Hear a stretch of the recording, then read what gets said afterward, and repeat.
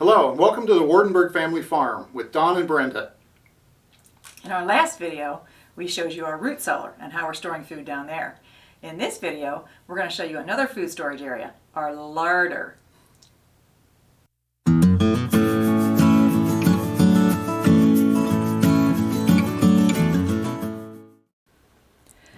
Well, a larder started back in the olden days. It was originally storing meat and lard down there, that's the name larder. But it's really any cold area if you're storing food. So, and our basement stays pretty cool, so it's perfect for a larder. So for point of reference, we're in the 1840 part of the house. We go down into the basement steps, and this is our basement with all of the mechanicals, the oil tank and the well, and then on the opposite wall, the electrical service. So this is what we had to work with when we started the project. One other point of interest, if you look at the far wall, look at that concrete trough, that was their refrigerator. It was a ice tub. And if you look at the board in the back, you can see there was that board plus another one that was hinged that would fold over top, so you had ice and water, and when you wanted to get your cold milk or cheese or something, you just pulled it back and went in. So they had to cut that in half when they did the addition. So we have a lot to work with here, but we'd like to kind of minimize the visuals of the modern mechanicals and emphasize the original home. I'm just very thankful that I have a modern refrigerator and don't have to use that trough. Another interesting thing that was down there was the dumbwaiter. This shelving unit was actually part of a dumbwaiter. And here you can see the hole where it went up through the floor. It went from the root cellar clear up to the kitchen. And I would have loved to have seen exactly how that was used, but that shelving unit came in very handy for canning stuff this time. We actually found the shelves on Facebook Marketplace. Now they didn't look exactly like this. Donnie put some trim boards on the front and some things on the side, kind of make it look more old-fashioned, fit in the room more. The units were also taller than what would fit in the room, so I cut the top 2 feet off and I put them together to make this additional unit that had shelves that were further apart that accommodate your larger baskets. It's really cool because I have 2 units that are tall and the one short one, and there are different size shelves.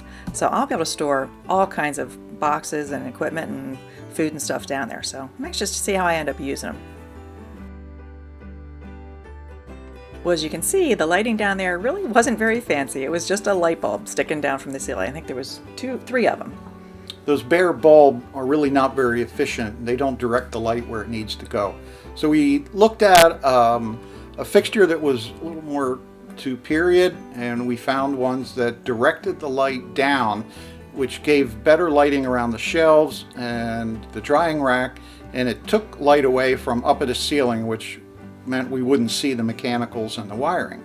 So it was a win-win.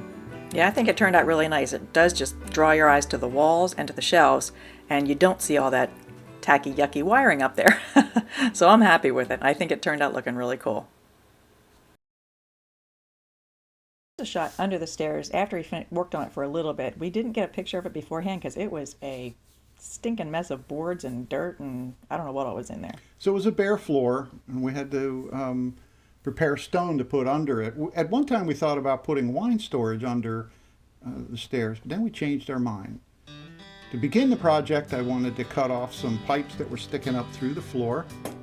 Got the angle grinder out, cut them off level, and then I put some mortar over the holes that were created. To begin the project, I went to the field and got more limestone and did a test fit. And then we began to mortar the stones to put them in place. It looks like a lot of mortar, but the stones are touching each other. I wanted to raise the level of the mortar up to the top of the stone so we had a flatter floor so she could slide things in and out easily. Isn't it fascinating watching a mason use his tools? Oh, I'm captivated. You're doing a good job, so I do like it. Yeah, I could have sat there all day and just played. I like playing with Play-Doh or something. Yeah. So it came out pretty good, and here it is before cured.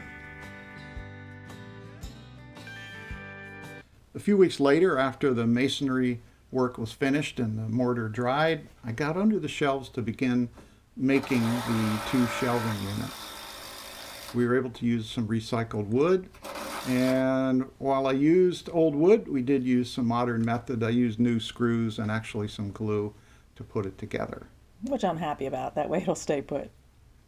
Yeah, fewer squeaks and creaks. Yes, there are squeak and creak though. When you come down those stairs, you hear things squeaking. Yeah. So I did a test fit of the boards. I had to cut a few around the posts. Once they were all in, I knew they fit perfectly. I had to take them all out again and put wood glue in there, and I screwed them in place. But they're in there good and tight, so anything I store in there won't pull the shelves out.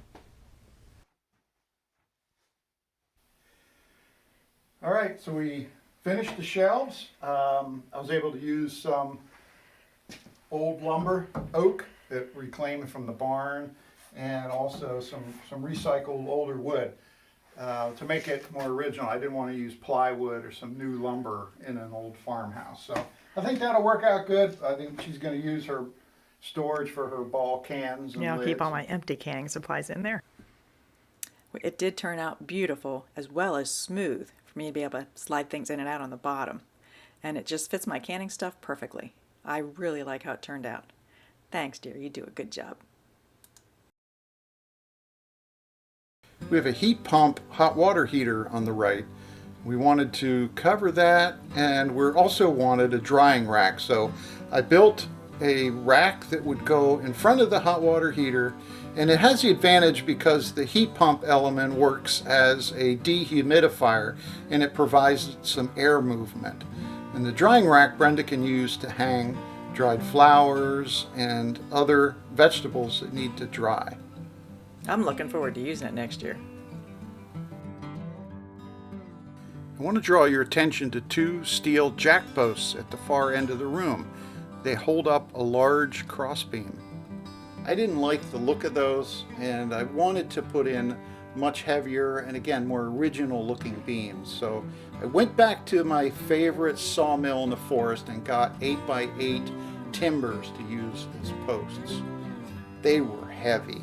Very. I couldn't help him carry them. He had to do it. Yeah, red oak posts.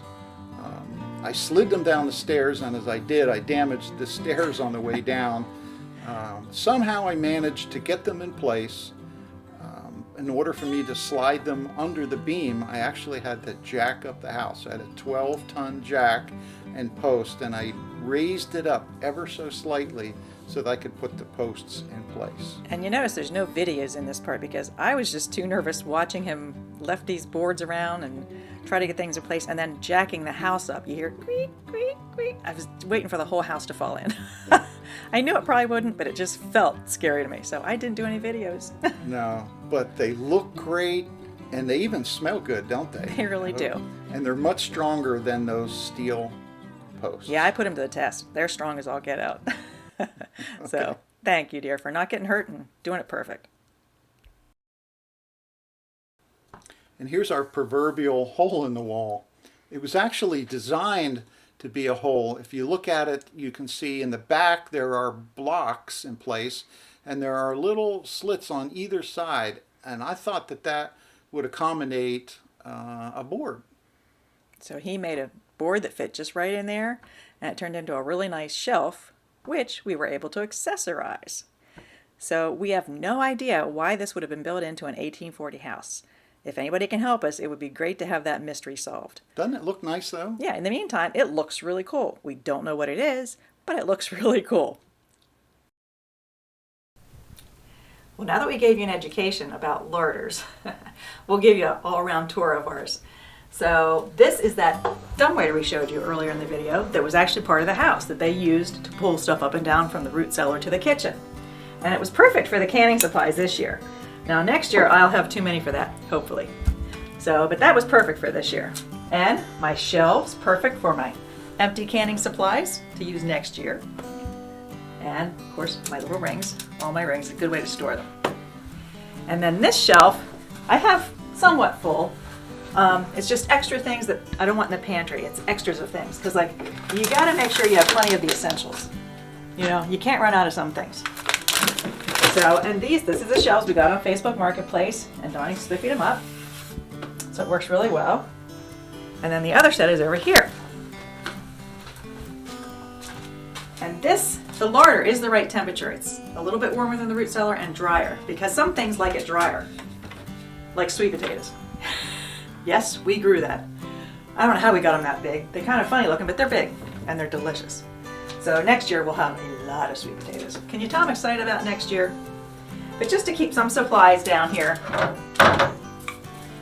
Any idea what this is?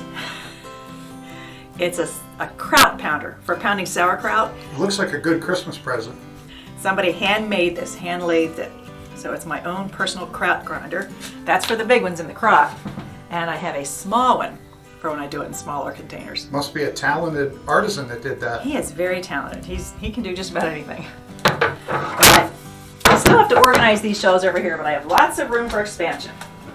And I can't wait to see if somebody can tell us what this is. Okay, please, somebody end the mystery for us and tell us why that hole is in our wall. So thanks for joining us today, and we'll see you in the next video. Bye-bye.